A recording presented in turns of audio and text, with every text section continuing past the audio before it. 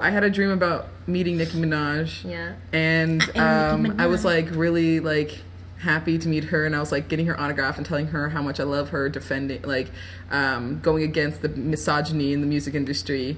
And then I was trying to take a picture with her, and my camera stopped working on my phone, and it was like my whole dream, like for like the 2-hour dream, was me trying to get my camera to work on my phone, and then just like her, I'm like, look, it's work, no. It closed out. It wasn't a dream, señorita. My whole dream was literally Michael from Rooster Teeth. Sorry. Michael from Rooster Teeth got really, really angry because, rage quit. And he, left and got in his car and shot another car, shot another car. And then he got fired from Rooster Teeth. And I was just really, really upset about it. Is the intro really going to be us talking about our dreams? I had a dream that we started the intro. Action.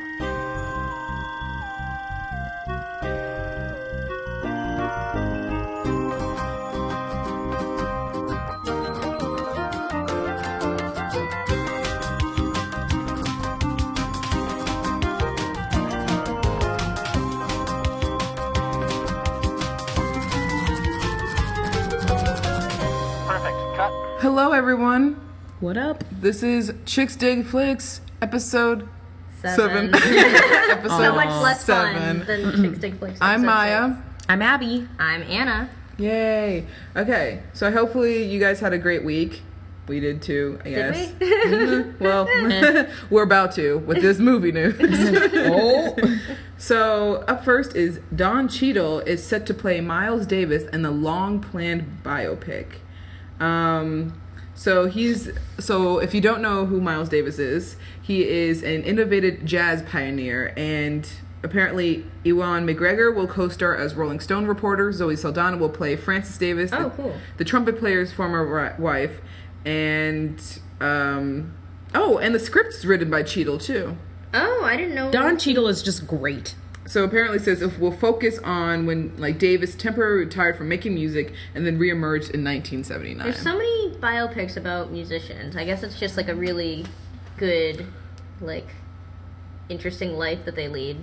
But not as many biopics about I don't know, computer science people. They did. Well, I guess Facebook. Yeah. And they did Jobs, Steve Jobs, That's but no true, one cared you're much for right. that. I didn't see Jobs. My sister hated it. So anyway, moving on. But that's cool. I'm excited. I'll see that. Don Cheadle going for the Oscar.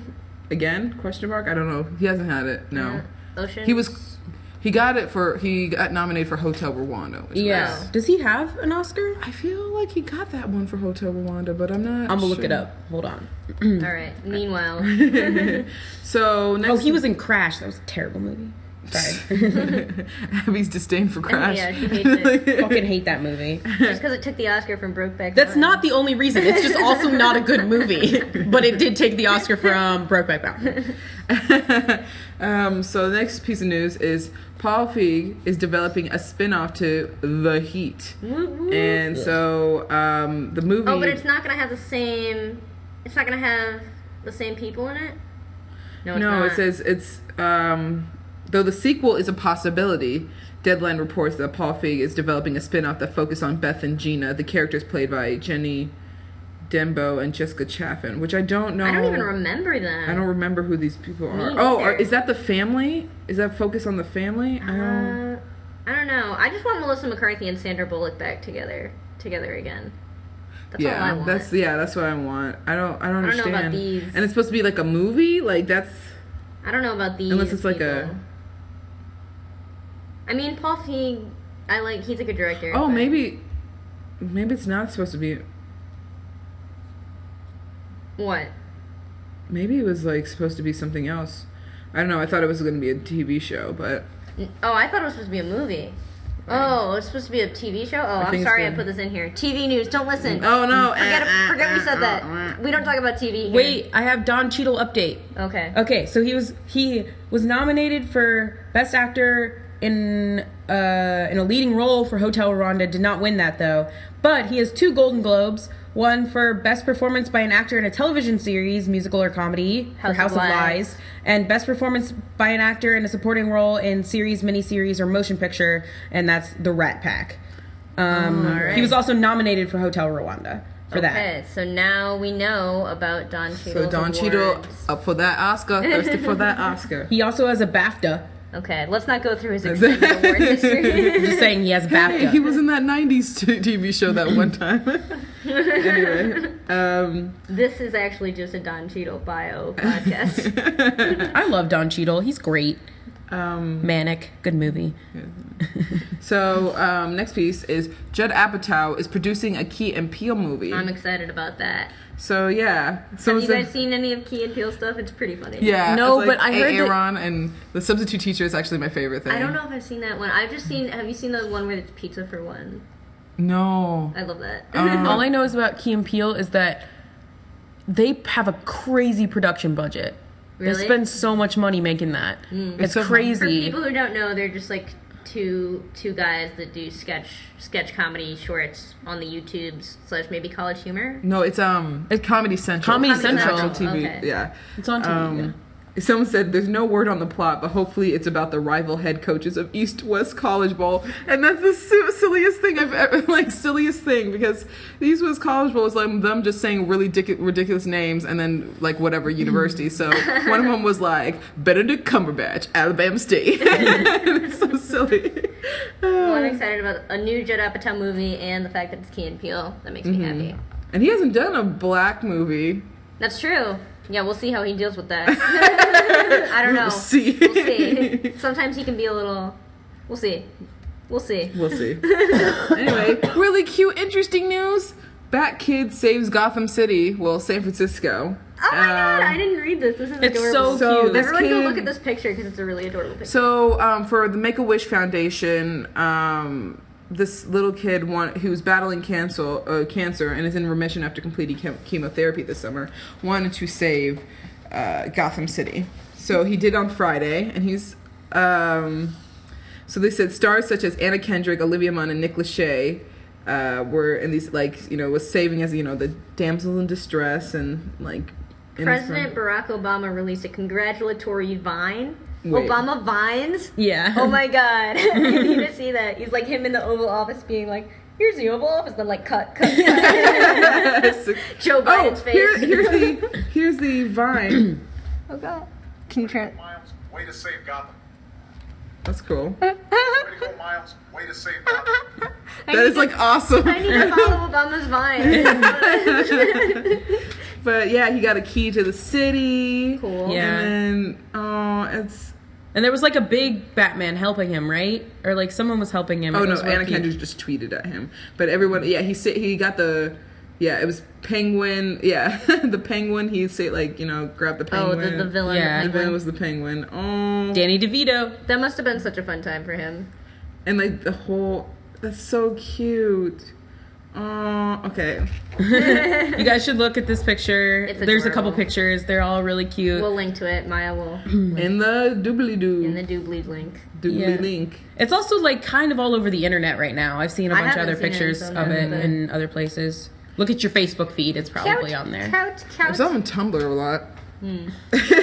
The Tums. So Paddington Bear, if you know that, the icon of children's literature, will be making its way into theaters Christmas of I've 2014. literally never heard of Paddington Bear. So it's So I going to don't think be. it's much of an icon. Are you kidding me? Paddington Bear was my childhood. Is it like a British thing? I think it's a might be. British bear, but Yeah. it's like it had a lot of. 'Cause these are all Brits I see in the cast list.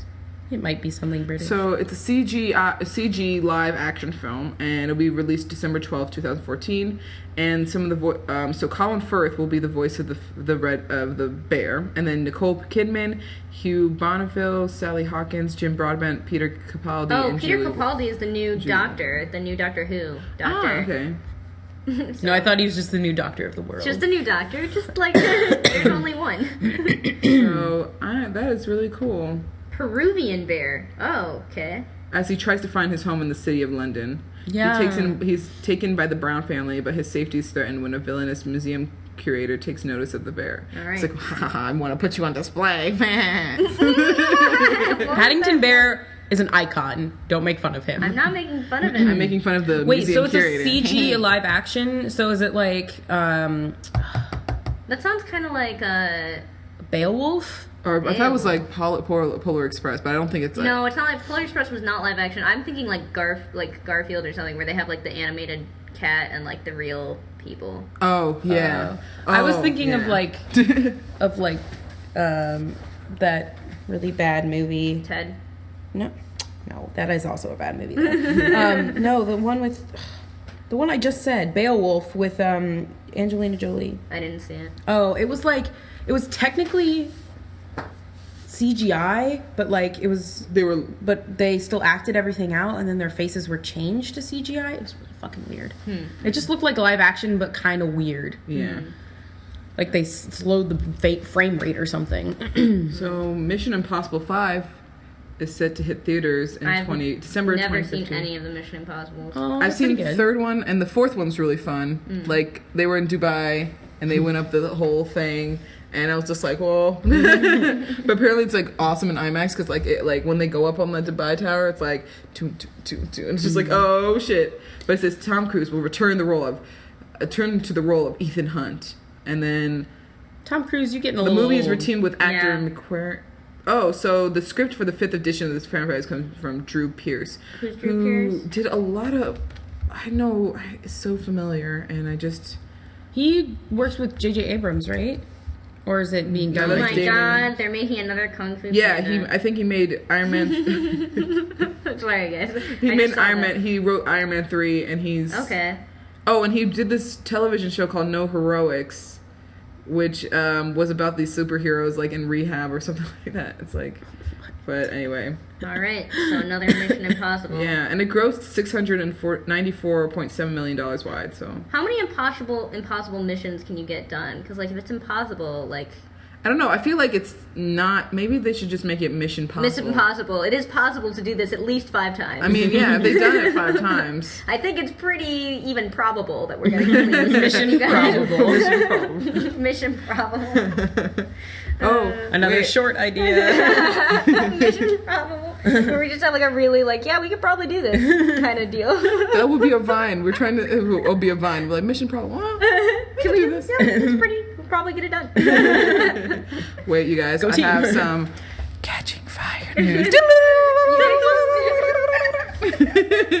So, I'm so excited for this movie to come out next week. So I have some news. So Brazil was the first out of I think a couple of countries. It opened Friday, last Friday, and it opened to $2.4 million, which is triple the gross that it made in Brazil from the first film. Wow. And so What's Jennifer Lawrence going to do with all that money? So it says, Catching Fire is opening, it opened in Brazil a week ahead of its launch in North America and 65 foreign markets, including China, which is really, really big now. And so people think it's going to approach 165 million plus in its debut now because they've changed it, which I think that is awesome. And I'm glad people in Brazil liked it, but people keep start leaking photos out, and I'm like not happy right now because it's really tempting me and I can't do it. I can't. And this is the same director of the first one? No, this is director? Francis Lawrence, Right. who was he did I Am Legend and Water for Elephants. And I so love that movie. Our Pats. Our Pats. I saw that Get movie. a call out, buddy. I like that movie. So, yeah, it's a different director, and he's going to be doing both. He's gonna do Mockingjay. Yeah, both. Oh, they're splitting it? Yeah, they're Of course splitting they are. it. They want double the money. Why Double not? the money, and Double also the because money, the double the fun. plot in that third movie, third book was like all over the place. So hopefully they'll flesh it out or something. Yeah, we'll see. But All right, so the Brazilians are all enjoying Catching Fire while we must wait. They're spending their money. I know Brazil. Man. Shout out to Brazil. Shout out to Brazil all the time when they're on those music videos, like "Come to Brazil." Yeah, please come to Brazil. Someone put the Plot twist, Brazil, or like you. What was it? Plot twist, Brazil comes to you. They had about the Justin Bieber and how he was like with the prostitutes and stuff, and someone's like, "Look what you did, Brazil! He came to you, and what do you think? This is what he's done." All right, so 2 more pieces of news. No, No, actually, 1 more. You must have deleted. Oh, one. I missed one. So Chris Pratt is in early talks for Jurassic World. Oh yeah, beautiful. No, from Parks and Rec, Andy Dwyer fame, Chris Pratt is now a beautiful, thin man. He's like muscular. He is beautiful. You know what else he was in? Everwood. It's a great show. So he's going to be in the Guardians of the Galaxy, which comes out next year, and then he's going to be in this. So I'm excited. It's so for weird to me that he's like an action star now because Andy from Parks and Rec is like such a dopey guy. I know, so dopey. Maybe he'll be like the comedic aspect of maybe because I don't see him as like really beautiful serious. Now. I think he's gonna be like the sarcastic. Like they always do sarcastic superheroes and sarcastic leads now. That's true. So I feel like he's gonna be like one of the like he's gonna be the dopey like the sass master, the sass master, smart ass. Really? Did my computer just freeze because I tried to look at Chris Pratt? You want me to take us into the next piece of news? Well, next time, yeah, we do. Yeah, sorry. Philomena wins appeal to overturn R rating for 2 F-bombs. Yeah. So what's this movie? So this movie is with Judi Dench and Steve Coogan, and it's about this like lady who wants to find her adopted child that she's like not adopted child, her child that she gave up for adoption. Yeah. But I was like thinking just like the overturn the rating is just like interesting because there's like such a deal with that with the MPAA, dumb. and it reminds me of King's Speech when King's Speech everywhere else was like PG-13. Yeah, but they because had that one. but because they had that one sequence of saying F-bombs, that they made it R and like in America, which was like didn't make sense. Because the rule is like if you have one, it can be PG-13, but if you have more than one, like, it's R. Yeah, if it's 2 and it's not, I think you can have up to 2, but it cannot be any reference to sexual nature. It has to be like not sexually. But then it just doesn't make sense when it's like nothing else. I mean, like all of the violence you see in PG-13 movies, all the deaths, but swearing is what gets them, which is so dumb. Yeah. And even there's like nudity too. And stuff in PG-13 movies as well. Yeah, and they're like or like really highly sexualized thing, but you can't just say the word fuck, even if it's not in a sexual content. Yeah. No. They like really Whatever. Alright, was that the last piece of news? Yep. Let's go into box office with our pal coming Abby. soon. Hello, box office time. So we really couldn't find like a list for box office this week because people have not updated yet, so boo on them. But I did find a 3-thing list, and basically Thor is going to keep the top spot. But coming in a close second is The Best Man Holiday, and rounding it up will probably be Last Vegas. Oh yeah, Las Vegas. But so 12 might actually be Bad Grandpa. 12 Years a Slave isn't on there at all? No. I guess it's been out for a while. It's slowly working up. I think. 12 Years a Slave is slowly like moving up in the box office, but I don't think Gravity's not on there? No. I can't make my joke. Is it in the top 10? Is it in the top 10? I don't fucking know. No one has the top 10. All right. But another cool piece of news is that globally, Marvel sequel hammers its way because it's Thor with his hammer. You get it. So it has 479 million in ticket sales, which is already surpassing the lifetime gross of the first Thor movie and Captain America. However, that is not combined. It tricks you with its title. It's them separately. Trickery. I didn't expect Thor to do so well. I don't know. I didn't think people cared about Thor. It's the Avengers bump. It's the Avengers bump, yeah. I guess people care about Thor now. No, they don't. They care about Loki. True. Well, The Wolf on Wall Street was supposed to come out this week. Remember it was moved? But it was moved to moved. Christmas. Yeah. That's pretty late for them to move it. I know. I think they moved it in like September. Oh, okay. But that's like the second DiCaprio movie that moved because Great Gatsby was supposed to come out at Christmas, then it got shipped over to May. All I know is if Leonardo DiCaprio dies without an Oscar, I will die with him. It'll be pretty funny though. Word, it will. But it'll be even funnier if he actually gets one and like people will just blow up. I love Leonardo DiCaprio no Oscar jokes.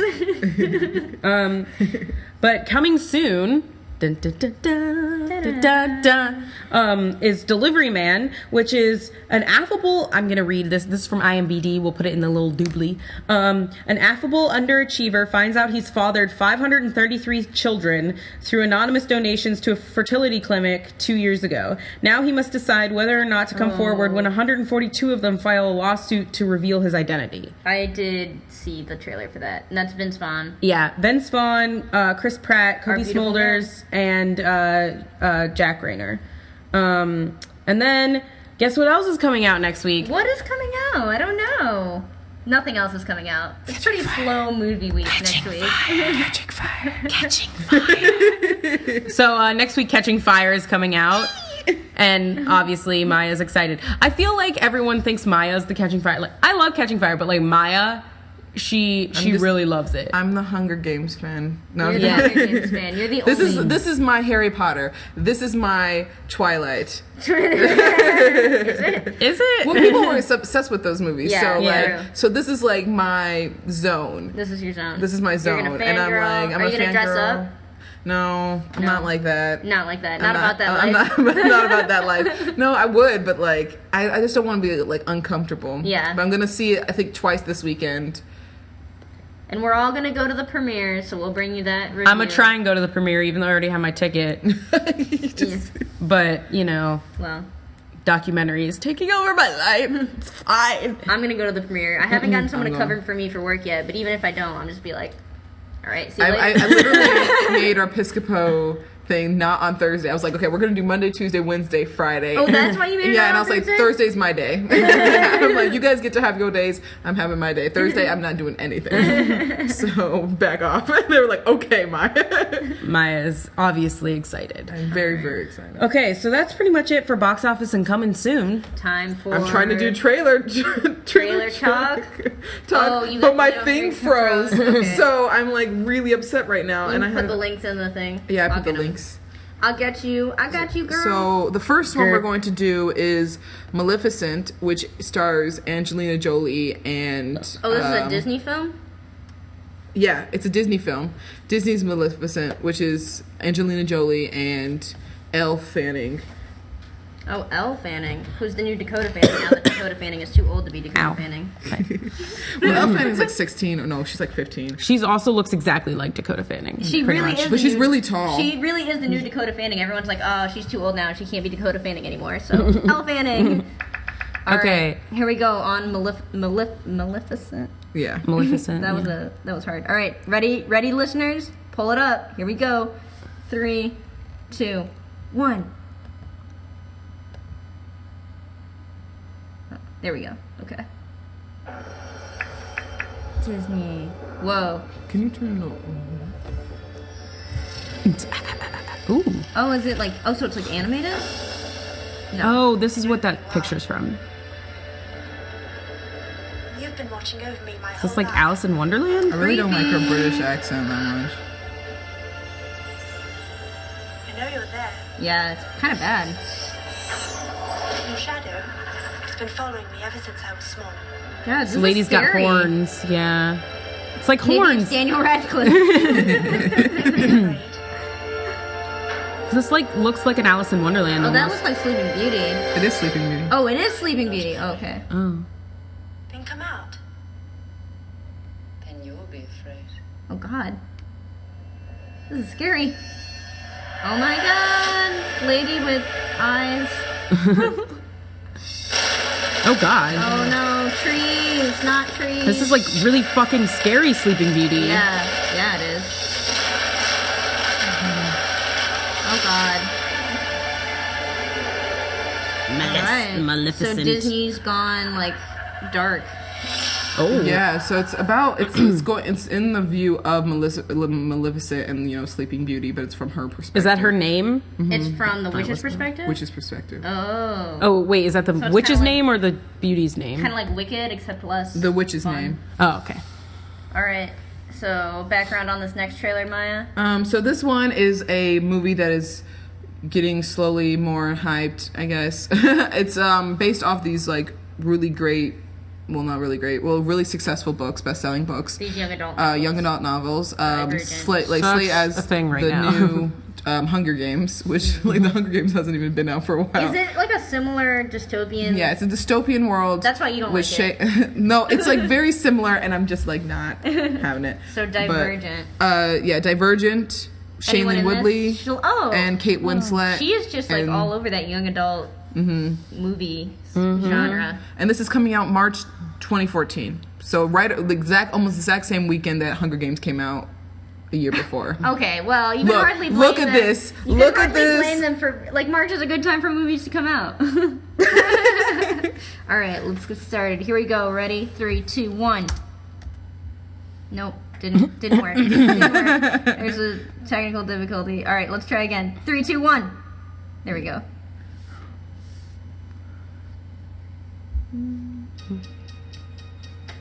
Wheatfield.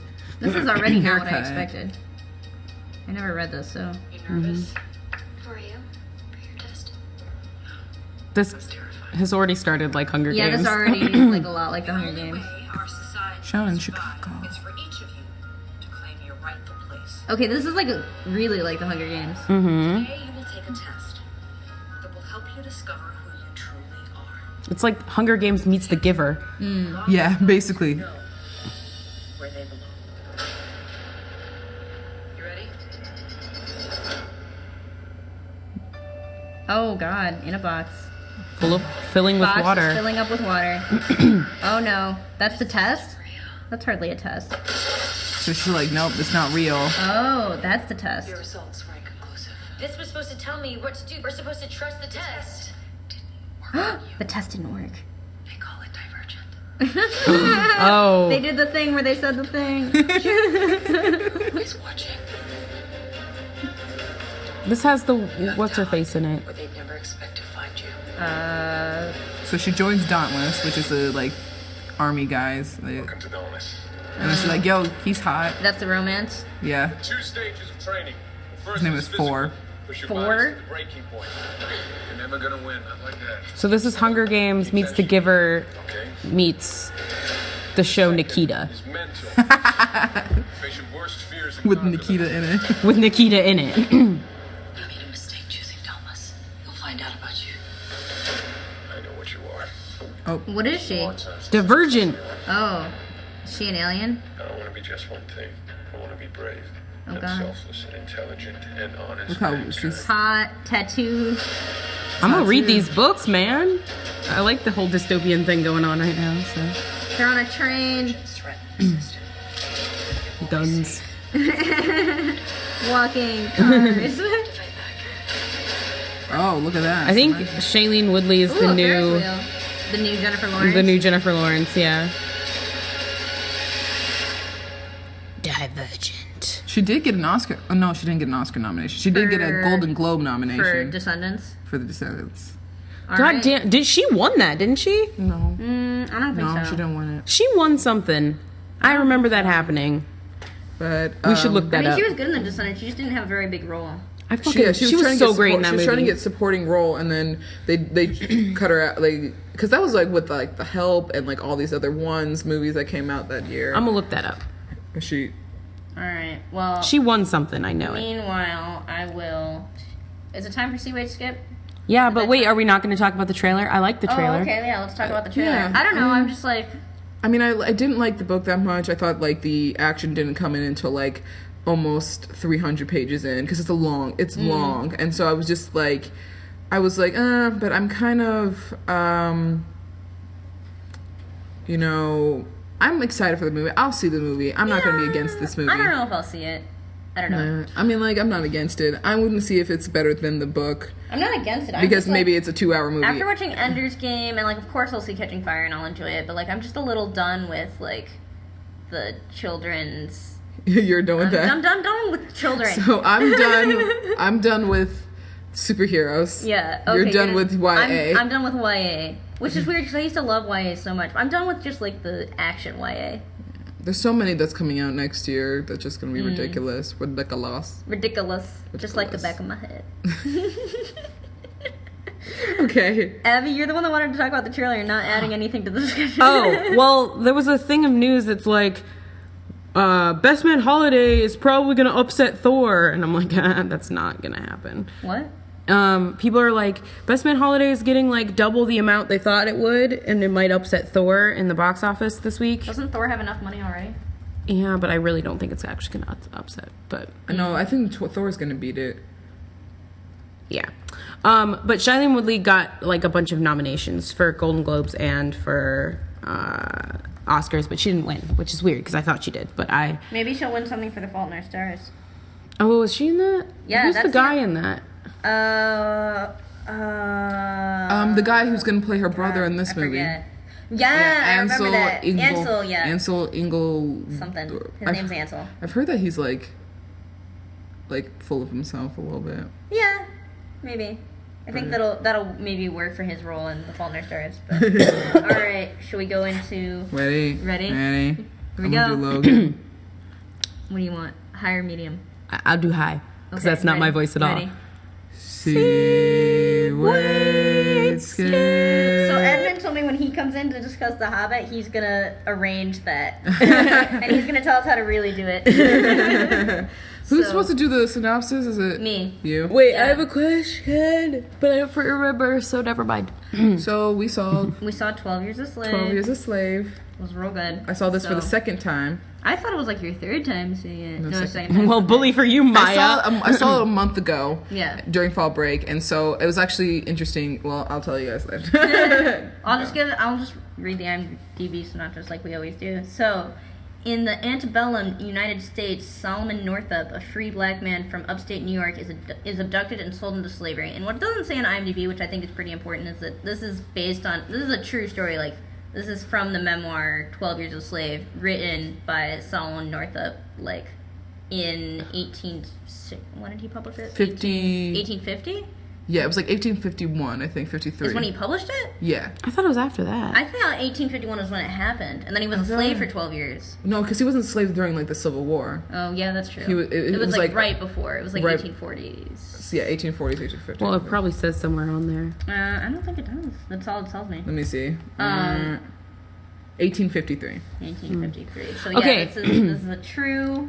This is completely true. directed by Steve McQueen. Right. Which Steve McQueen? Steve Not- McQueen, not- black guy, yeah, black not- guy, Steve McQueen, who Okay. did Shame with Michael Fassbender and Hunger with Michael Yeah, Fassbender. Steve McQueen is also a famous old white actor. Yeah. You're gonna establish this is a black guy. This isn't. I don't even know if that's Steve And McQueen is musician. alive. He's like old. I don't know. I don't He know. is. He's really old, but he's like an His old nephew's white This actor. guy's Steve McQueen is a British director. Okay. So I think Steve McQueen's American. And this The is the white guy's starring American. a new actor. I think I don't know if he's been in anything else. He has. He was supposed to be the new Doctor Who.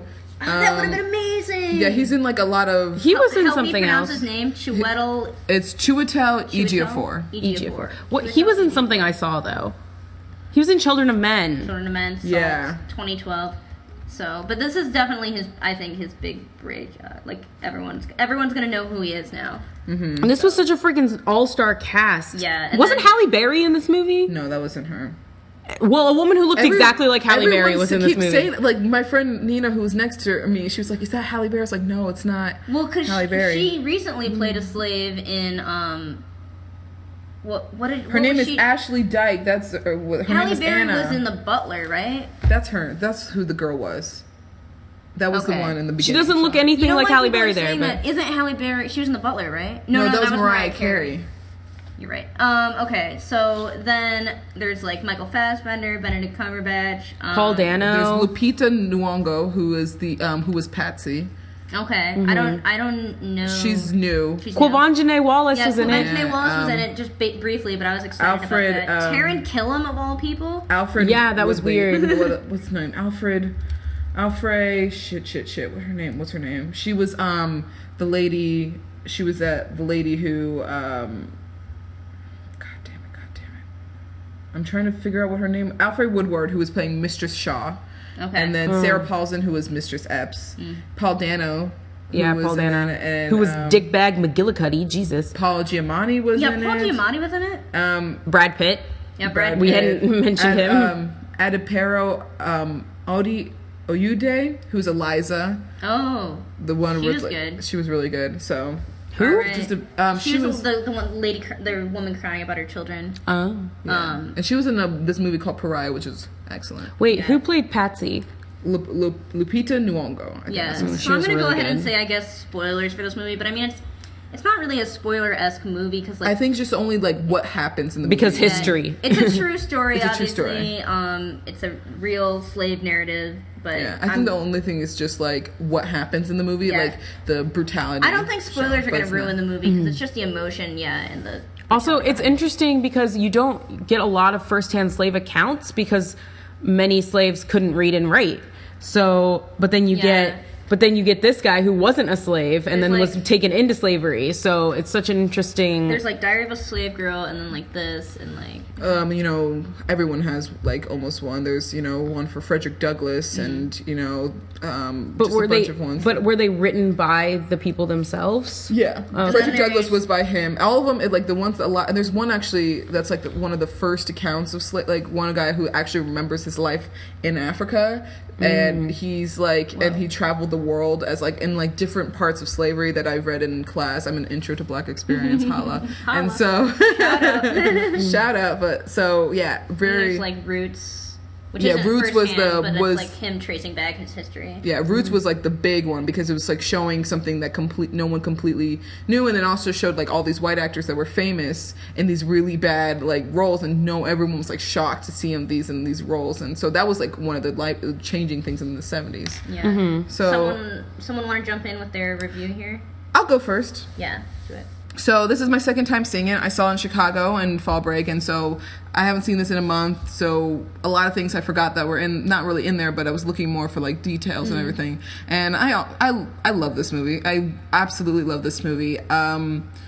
It just brings so many emotions. I thought the cinematography was excellent. It's just, and the way that Steve McQueen just held some shots that were so uncomfortable to watch. The one where when he was hung, and he was just him just standing there, and everyone in the background, their kids playing in the background, and just staying there, and it just completely changes. Or the whipping scene where she is getting whipped, and then the camera just goes in and just flips around, and everyone was just gasped in the like. And the shots of them on the boat with the water propeller. Yeah, and just how mechanical it was, and you hear this like mechanical like and the music, the water into submission. Yeah, it just it was incredible, and just like some of the shots were just so well done, and like that's what you needed in this kind of film. Is you get the brutality and you get like all these things, but then you get these moments of silence that make you reflect during that time and just really feel for this character and what he's going through, and what you like his like almost like what you're thinking of his inner monologue of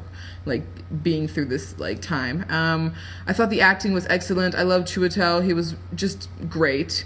And I really like you felt for his, like you didn't feel like you're away from his character, like around, I think once he got into with the Master Epps, that's when you... Is that Fassbender. That's when you started really, really feeling for him. Like, that's when you got really... And it just... The way that... I mean, this is like the first slave movie, or even just movie about black people that are like, like about slavery, or like even like some civil rights movies, very questionable.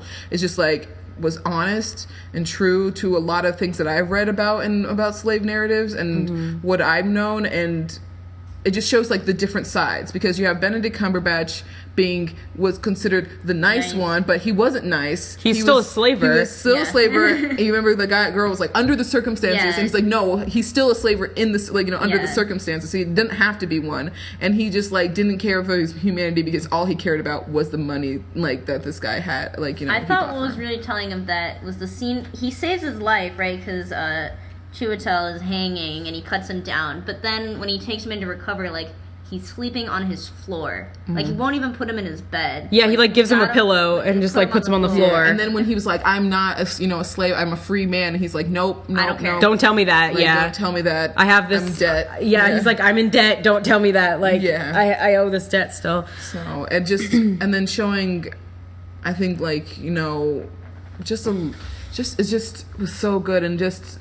Also, the theme in that movie of just like Hans complete. Zimmer? Well, no. I thought you were gonna say the musical theme. Oh, but yeah, that too. But the complete theme of like the honest theme of the fact that like, he became friends with people, but like he wanted to get home to his family, and all of them did. There was the guy on the boat where like they became friends, but then when he got off the boat and he was saved by I can't remember who saved him, but his friend, he literally just didn't look back. He didn't say goodbye to any of his friends, anything. Yeah. And main guy, even though he made friends on this in Michael Fassbender's like plantation or whatever, like when he got saved, he gave a hug to one person, but he left. He didn't try to do anything for anyone else because he wanted to get home. Yeah, it's like this all thing about survival, because because there was talking on that boat, either you rise up and you go in and we're going to kill all the people, or we can take down, but like that was not the reasonable point. One was like, I'm just going to like say as little as possible. I'm not going to tell him I read and how to read. I don't know how to do this. I'm just going to completely, because you remember when he got off the boat, the guy that was on the boat with him, he just completely was like, master, he just like completely changed from like this, like just to integrate into this society, and he just wants to go back to his family, and he had to like learn the hard way how to submit under this. And that's like, I think one of the haunting parts is that this guy is free man, reads and writes, intelligent, and had to succumb to being in this lower status, not to pretend, and not human, like not even human status, like completely property. And that's what, like, I was telling you at the end of it, like how much I just feel, because I'm like thinking of like just like my ancestors and where they come from, and just saying like how they never felt like human at all, and they've always just like felt like they were property, and they've never like had that experience of feeling human unless they were just free. Like, and some of them just didn't even know. They just didn't know, and they like, and some of them maybe knew but couldn't do anything. And so that's just like hurts me a lot, because you just like feel like now seeing me now, where I like, if dare you take something like simple away from me, I'm like, how dare you? But these especially people Maya, anything. Yeah, I'm like, no. So I will give everything. you. I've said this like 1,000 times. See this movie, see this movie, see this movie, especially if you're in Overland. Don't wait. It's only going to be there next weekend, and then it's gone. And so, and it's, I don't know if it's going to be going into more places or not, but I haven't seen it in mainstream theaters. Apollo's cheap. It's convenient. Yeah, it's convenient. Just go see it. It's 2 hours. It's like a little bit over 2 hours. I have homework. I have too much stuff to do. Like, just go see it. Go see it. You won't regret it. Yeah. So I'm gonna give. Go for it. Okay, so I want to go back to the cinematography really quick, because this movie wasn't like a mainstream made movie. Yeah, it's an indie film. It's an indie film, even though it got amazing actors, which is incredible, and like it was incredible. But the fact that this was an indie film. Do we know what the budget was? I think it should say on there. Once at the bottom, like Brad Pitt came around, signed on as a producer, it like bumped up a little bit, but I can't. Hold on, I saw it. My computer's just freezing. Yeah. Oh no, I don't see it. Oh wait, no. I think I thought it was like $20 million, but I don't know. It does tell me on IMDb that its opening weekend was about not even $1 million. 900,000. Yeah, not even $1 million. Let's see. So.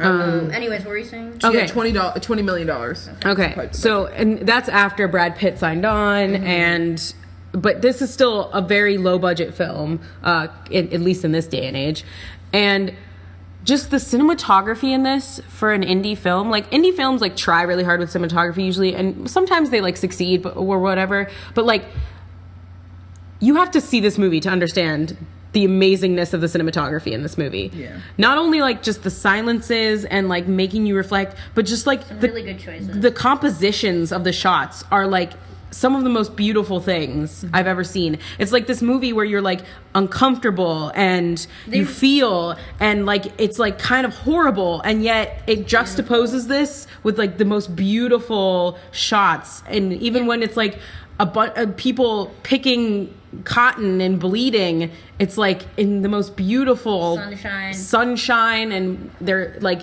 and just the shots are amazing. Kind of the opposite of Lincoln, which went for a really kind of like grungy, rainy, dark feel. Yeah.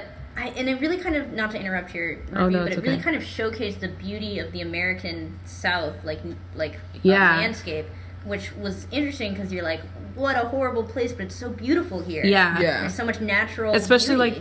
Like the plantations. They had a lot of shots of the trees and the water. Cool. And like even the plantation houses were just amazingly beautiful. And so the cinematography was amazing. The story was amazing. I really liked this movie. I'm not going to say it was like my favorite movie of all time or anything, but like, I don't know. And it was also not hit you over the head with it, which I feel like a lot of slave narratives can be, where it's with like preaching? Yeah, like preaching to you. I think a lot of it's not like, it's more like where they don't show the side of like black people struggling or something, but it's like white people feeling white people to feel bad about stuff, but it's more like, oh, but we're good in the end, like we're feeling better about ourselves, like we can go out here like patting ourselves on the back. But I feel this film does not do that. Like it says like, look at what the privileges you have in your life. What I did think, like, oh, actually I'll talk about this in my review. But just like the fact that like I didn't feel overtly all of the feelings. I know some people did, like it came out like as an extreme, but like the whole movie just like was very reflective for me, and like most of my emotion was internal from seeing this movie. And it also took me a day or so to like process it, because when I first saw it, I like came out of it and I was like, that's a good movie, but like it just kind of made me a little depressed, and like I was just kind of like, but then the next day I was just like thinking about it even more, and I was just like, ugh, like this was a great movie, and it like it just doesn't hit you over the head with it like so many films, especially these days, can do about anything, about any like social, race, anything kind of problem. These days it's like hit you over the head with it. This movie just like ingrains it into you, and you know it, like you just. It was very good. The story is so incredible, it doesn't really need anything added to it. Yeah, exactly. So main guy, what is his name? Chiwetel. I apologize in advance because I literally remember zero names from anything. So his name. He was absolutely amazing. I'm going to go to the scene real quick. My favorite scene with him that I just like loved his acting in was when the one guy dies. I think it's the guy who falls over in the field and dies. And then they're singing. Like, and then everyone else is singing and he's being silent and kind of like not being part of this community because he still thinks of himself almost as an other. And then he just like starts singing so passionately and accepting the fact that he is now part of this community. And it was just like an amazing scene for acting, even though it was just literally like a slow like zoom onto his face, but like his acting in that just somehow was just like incredible. Yeah, agreed. I got the impression there that he was like realizing that like I'm gonna die here. That's what I thought. Oh yeah. Mm-hmm. Yeah, it was incredible. Like I don't know. It was just great. And then the woman who plays Patsy, who's another slave, she was also fantastic. Lupita. She was amazing as well. Also, Michael Fassbender did a really good job of playing a very evil person. Again, one of the scenes that I saw with him for that was when he's holding the little girl's hand. Oh, and he's like not wearing pants, and like he's just wearing a shirt, and I'm like, and then he's holding this little girl's hand, like this little slave girl's hand, and like carrying her around and talking to the other slave. It's very strange, but like the acting in that was just so creepy and evil that it just like I was like, wow, you do a really good job. Yeah, it wasn't a character. I don't feel like it was like a caricature. It was like more of like this like real guy. I was like, yo, like this is like so fucked up. You know what I was thinking is how like tense it must have been after they called cut on all those scenes with Michael Fassbender and all these African American actors. Like I don't know. There's like just one scene where Michael Fassbender like is talking and he rests his arm on one of the slaves' heads, and I just for some reason got this feeling. I was like, that was not in the script. I was like, Michael Fassbender probably improvised that. For some reason I just get that feeling, and I was like, when they called cut, like, what do you say after you do something so degrading, just like using someone as an armrest? Like, I've heard like Lupita talking to Michael Fassbender because of their scenes together, and how like after this they would like have to like consult, like, are you like okay, everything's okay, and then she's like, yeah. So she felt like, I just wanted to bring this in about how they show different ways of like how slave, like, you know, because they showed, you know, master to slave, but they also showed, which sometimes is rarely shown, is because it's always shown in a sympathetic role but not an actual evil role, is the white woman in this role, and how like they usually show them sympathetic, nice, oh, we don't like slavery but we're just gonna keep doing this shit. But that like woman, she was fucking evil. Yeah, she hates, and it shows especially she hates Patsy. Yeah, she fucking threw like a glass like snifter of brandy at her face, like, ow, like it hurt me. Heard it. Yeah, you heard it too, and I gasped. I was like, I forgot that. Oh my goodness, I didn't remember that scene was coming up. Or she just like scratches her face. Yeah, and just the way that in slave narratives, they always because a lot of them with women always deal with white women, and how, like, you know, white men always, you know, went in with the black man, and the white woman would be jealous, and then instead of taking out on the white man because of patriarchal gender roles and everything, they would take it out on the black women. And so just showing that kind of interaction was really interesting, and also showing the interaction between black men and black women in this role, and how like about children, and about like just the way that it's set up. I mean, just how it's set up, because especially with Eliza crying for her children, and how she's like, I've done all these things to take care of this guy, like to be on my best thing, and he gave us all these riches, her old slave guy, and how I bore this child for her, and like bore this child for him, and all these things, and yet under these circumstances, it's just... What was also really sad about that part, and what was very telling about Benedict Cumberbatch's character, was that she was like, please take my children, and he was like kind of thinking about it. He was like, I tried. But then the other dude was like, no, I'll take the boy, and literally he was just like, I tried. And then he says, like, give it a few days and your children will be forgotten. Yeah, the wife. And just, it's like this thing where it's like, you think Benedict Cumberbatch is good, but then you just remember little things like that where you're like, oh wait, he's a slave trader. Oh wait, he literally pulled the mother away from their kids and just didn't care. He was like, I kind of tried, whatever. And like, just like things like that, and you're just like, fuck. And the showing of like black bodies in that whole scene with Paul Giamatti, and just like the way that it's just like this whole degrading thing, like this man is a brute, and he's like this animal, look how great he is, and then like opening his mouth to look at his teeth, and then like how showing that, and then showing my favorite parts, like Christianity within like this system, like because you see Benedict Cumberbatch preaching the gospel to these slaves, and then you have Michael Fassbender doing all these things, and how this is scripture, this is what it is. And so it's just really interesting about like in general, like how African Americans Christianity brought them down, and the reason why they were in this situation a lot was because Christianity was told them that this was not right. But then also the fact that was called African Americans use Christianity through the civil rights movement as community, as a building base to get rights, which I think is a really interesting concept. So I jump in with my review? Hold on. I'm gonna say C. I'm gonna say C. You should see this movie. That is my review. See it. I'm gonna start just by saying C. Yeah, go see it soon. Like, don't wait. It's in Oberlin, not for much longer. But I won't talk. I just want to bring a few things like for discussion to talk about. I thought, my dad and I were talking about this. Have either of you read any of the actual narrative, 12 Years a Slave? Like, the text? Me neither. Because I did sometimes think that the way they were speaking was, like, a little... I know they were trying to do, like, period piece, but that was, like, a little distracting to me sometimes. The way they... it was, like, depending on the situation, it was, like, a little... Like, it was, like, a little distracting. Yeah, but I was wondering, maybe they took lines directly from, like...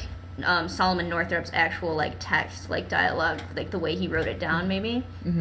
And so that was like a little distracting, but everything else was just like phenomenal, and definitely worth seeing this story. Like, we should never stop talking about these stories. I feel like they need to be heard. So that's all I had. That's all I had to say. Well, you guys, we had a good conversation. Yeah. I don't want to repeat things. I mean, we don't even. I mean, if you don't even want to do a discussion, because I think we did a really great job analyzing this film. Yeah, there was something I had to say, but I forget. So you said. I want this to win the Oscar. I'm like honestly like just ready for this too. Do you think I think it's definitely going to be nominated. It's interesting. It's going to be interesting because everyone's talking about what if it's too brutal for the older Academy voters, or what if they don't want to recognize this film. A lot of people are thinking they're going to be pissed. Yeah, a lot of people think that The Butler will also be nominated, and that's kind of like the same story, but like the safer. Yeah. And Oscars always go for the safe thing. I feel like I don't think The Butler will win because it wasn't as critically favored as 12 Years a Slave, but I think it's definitely going to be nominated. But it's just they definitely like the more mainstream, like everyone fits. Oh, I feel a little bit better about myself. Like when you come out without like reflection. I think that's why like sometimes I get really bitter about those civil rights or slavery movies where it's not everyone just feels better about themselves. It's all in the past. And I feel a little better about myself. Obama's president. It's over. We're done. It's over without saying like what are the roots of? I mean. not everyone's gonna know, but like, what are the roots of like why slavery has affected so many people from the past, and why is this still the stereotypes and the issues that we deal with race problems in America stem back from from slavery, from the fact that we used to treat people as property. Yeah. Like, how has that affected? And people think, oh well, it's just over all now. No, how has it affected? It's just like not even treating it as a human being. Like that's like the whole thing is just like just degrading that like no one cared enough for like you to be, and that people didn't feel that way, and so people just think it's humans just being used as slaves, but no, it's a completely different way of Yeah. And I remember what I was going to say is that I felt like the 12 Years a Slave, I don't know if this was in the actual narrative, but it made a point to show how well treated Solomon was in the North, in his home in New York, which I was actually like, is that really how things would have worked back then? Like treated as completely and equal? Yeah. Because I feel like there was still, like, sure, there wasn't slavery in the North, but there that was still doesn't racism. mean... But they showed that a little bit in that one scene where he goes to buy the bag for his wife, and then the other African American man comes in, and I had the feeling he was visiting from the South.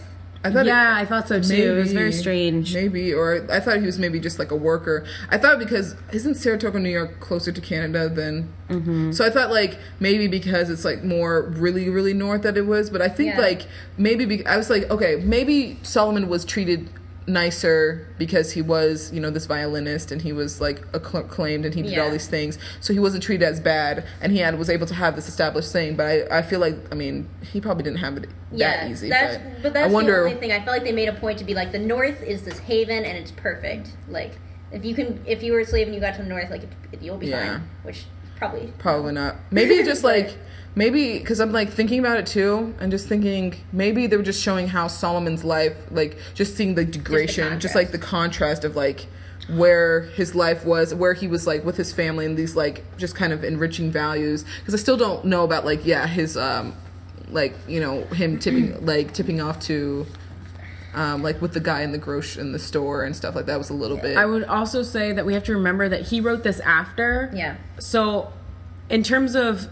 writing, at least it might be this is complete conjecture, but I know from my own personal experiences that this happens sometimes, that when you're in something so terrible like being a slave for 12 years, everything is the North, even if it's not the actual haven, seems that way, so he probably may have just written it that way because it was just so much better that it didn't matter that it actually wasn't perfect. But to him it was perfect because it was just so much better. That reminds me of another thing I actually wanted to say. This is the very last scene when Solomon has returned to his family, and it's really emotional. After 12 years of slavery, he's like reunion with his daughter and his new grandson and his wife. It really reminded me kind of I was thinking of like, we saw Captain Phillips when Tom Hanks like gets out and he has that emotional scene after being kidnapped, and I was just like comparing those, and I was like, wow, this is like so much more powerful after 12 years of slavery versus like 5 hours of being kidnapped, where it, like, but they're both like up there for the Oscars. Like, I don't know. Yeah, the way that it just like kind of really dwarfed, like, I don't know. Yeah, and the fact that like at the end he's just like, forgive me for not being here. Like, I'm sorry. And, like, just the fact that he said, forgive me for not being here. I've had a bad time. Yeah. And it was just like, I don't look good. Yeah. He was like, sorry that I don't look kept up. I've had a bad time. Like, literally, I think that was the line. Like, I've had a bad time. And I was just like, why are you apologizing? Like, what is happening? It's really interesting in like slave narratives because a lot of them were trying to preach to like white abolitionists and stuff, so they had to be a little bit nice, where a lot of them were like, forgive me, like, there was like, I'm sorry for the circumstances that I was in, I was just this and this, and they were just forgiving themselves to these people. I'm like, no, like you were in these circumstances and these people like still keep you down, and you're just like, but they have to apologize. Like, it's the like, way you've like beat their minds into submission. Yeah, like, it's just like this whole apology, like, I don't mean mindset. No harm of saying all these cruel things about everyone. Not everyone's like this, but this is my circumstances. Or this mindset you get in where like Solomon, lashes back to the first slave driver who like is gonna beat him for bringing the bucket of nails or something, and you're like, Solomon, why'd you fight back? Like, you messed up, like, that's your fault. And then you're like, whoa, what am I doing? My friend Nina, who's next to me, she was she's like, yeah, get him Solomon. And I was like telling her, I was like, you need to wait, like, you need to stop, like, Yeah. wait. And she's like, what are you talking about? She's like, have you seen this? I was like, yeah, I've seen this. Wait. And then she's like, oh yeah, get him, because she's like, and then I was like, you know, you gotta wait, because not everything's gonna be, this is not Django Unchained. Let's just say that. It's not Django Unchained. This is not a revenge fantasy, you know, a fantasy. Let's just, like, a fantasy. This is something real. And so, like, you know, happened. So when he got up, she's like, no. I'm like...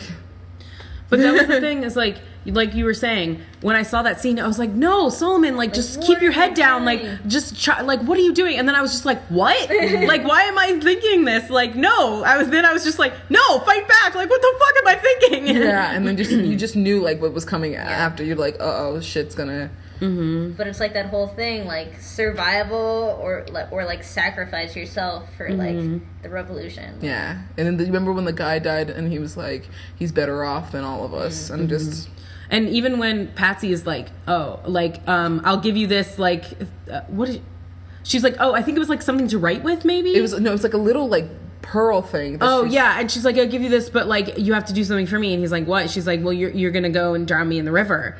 And he was just like, no. But then it seemed like almost later that it was almost like a regret that he didn't. Yeah. Because he sees her when he gets back, and she's like completely beaten, and he kind of gives her this look that's like when she almost like, I'm sorry, like I didn't drown you in the river. Yeah, when she got all those, like, all the whips and stuff, he was like, I should have, you know, because he's like, where's your, like, he's like, God will help us through, and he's like, where is God? Like, God is merciful, like, he's not here, like, it just, it's like... The thing about how hard it was for him to get paper and something to write with, too, that was, like, really poignant to me. And then he had to burn the letter, and I was like, oh, God, it took him so long to get that paper and to get those writing utensils. You know which one, actually, I just remember the scene that really was, like, very interesting, was the one when he was, like, getting the paper for Mistress Epps, and he was walking, and then he was pretending to, like, run away, and then he was thinking about running away, and then he stopped on those like white guys who were hanging those two those blackheads, and he walked by them, and you see them, like, he makes eye contact with them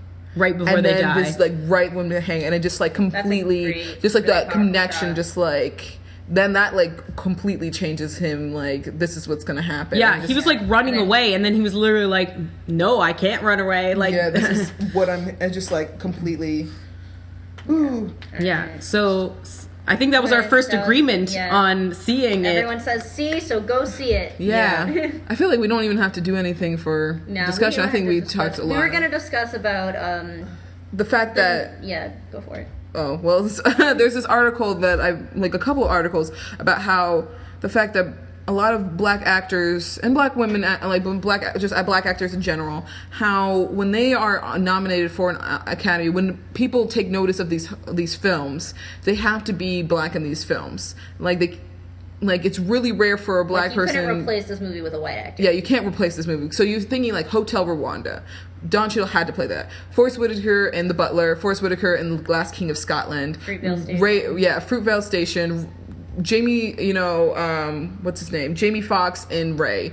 All these movies that, like, only I think Denzel Washington is usually one of the exceptions.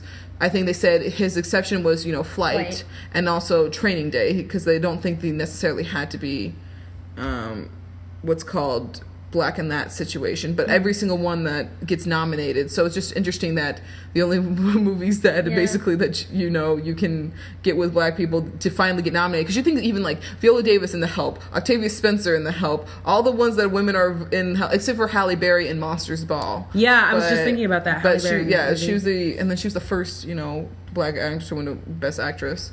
So it's really interesting about like the suffering of black people could get them Oscar. You think about how tied in these stories and this suffering is with their lives. Like, how can you tell that story without talking about these things? Yeah, that's true. And I just think it's like, why can't we have like movies? I mean, like I'm so like, why can't a black person be Sandra Bullock? Yeah. Like, there's George Clooney in that movie, or like, why can't I mean, like, a black guy be in that All Is Lost movie with Robert Redford that's about a white guy in the middle of nowhere, like in the middle of the sea. Like, why does it have to be, or like Secret Life of, I don't know, just like anything, why does it have to be like, it just like talks about like who gets roles in movies. And because I mean, I like these movies. I like seeing these movies because I think they're important. Yeah. But sometimes a lot of the movies that come out that seem important aren't really important to the whole narrative. And I want to see more movies about slavery. And I want to see movies about Reconstruction because that was like a huge time of like terrorism. And I want to see these movies, but it's just, where can we see movies that are not? I mean, Best Man Holiday is one of like movies, but like when can we see movies that are about? Yeah, Best Man Holiday also it's a like a comedy, sequel to right? it. Yeah, it's a comedy and stuff. But we like need these like I dramatic the dramas that get a lot of critical acclaim. Like Gravity. Why can't we have like August Osage County about just like black people living in, or just like one black character like that steals the show? It's just really really interesting about those things, but. Yeah, that's definitely super interesting because I don't even think about that. The fact that, like, if it's a black actor, they almost always have to play black. Because I'm also thinking of Denzel Washington in Unstoppable. That train movie. That was like, I feel like Denzel Washington is the only black actor. Him and Will Smith, I feel. Will Smith, yeah. but it's almost like... They have been kind of, like, accepted into the white actor, like... Yeah. Except for Will Smith, he got nominated for Muhammad Ali, which he had to be black for that one. And then Pursuit of Happiness, which technically didn't have to be black, but the true story was based off a black guy. So it had to be, he had to be black in that one. But Will Smith was, like, in all these movies, and, like... Will Smith also started out, like... so much as a comedic actor. I feel like he hasn't always, like, a lot of his famous roles are comedy as well, like Men in Black, stuff like that. Yeah, and so I don't know, it's just interesting to me.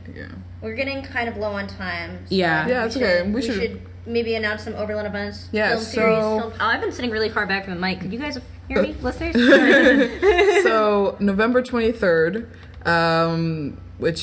November 23rd, which is Saturday, 9 p.m. West Lecture Hall. We have the screening of Eternal Sunshine of the Spotless Mind, which is, with Kate Winslet and Jim Carrey. Really great indie film. Could have been African American people. Could have been African American people. We're just going to talk about it. Just anyone, like, of color. But yeah, really fun movie. And then... that's all I have. There was something at the Apollo Playtime. They're having some kind of media workshop, all ages thing on Friday, November 22nd. I don't know. I saw that on the calendar. Is there a midnight showing of anything this week? Oh yeah, Fight Club is on Friday, and you can, like, win and borrow soap or something. Like, there's going to be a raffle. That's so funny. Because when they did Anchorman, the person at the raffle won corduroy pants. So show up for Fight Club if you want to win some soap. Yeah. Which may or may not be I think that's on Friday. Yeah, Friday midnight. Explosives. I think it's $5. $5 midnight show. Yeah. Anything else? Piscopo Monday. Oh, well, yeah, next Monday we can talk about it again. Yeah. But the 25th, November 25th, 9 p.m. Cat. Me and Maya. And then 7 other people, 6 other people. Yeah, they're in a comedy group. We're in a comedy sketch show. Come see us. Abby will be there. There's cookies. It's fun. Yeah, we're going to make fun it, of a lot of things Oberlin, cookies. a lot of things not Oberlin. Makes fun of some 90s kids. 90s kids. We wrote a sketch. It's gonna be 90s good. kids. So, all right. That's all Any I other have. things? Anything else from you guys? I don't think so. All right. Shall we sign off? Yeah. So I'm Maya. I'm Abby. I'm Anna. Thank you for listening To Chicks Dig Flicks. Episode 7. Nice. 7. See you next week. Woo. Yep. Wait, what are we watching next week? Catching Fire. Oh, yeah. I don't know how I forgot. What do you think we're watching next week? Catching Fire.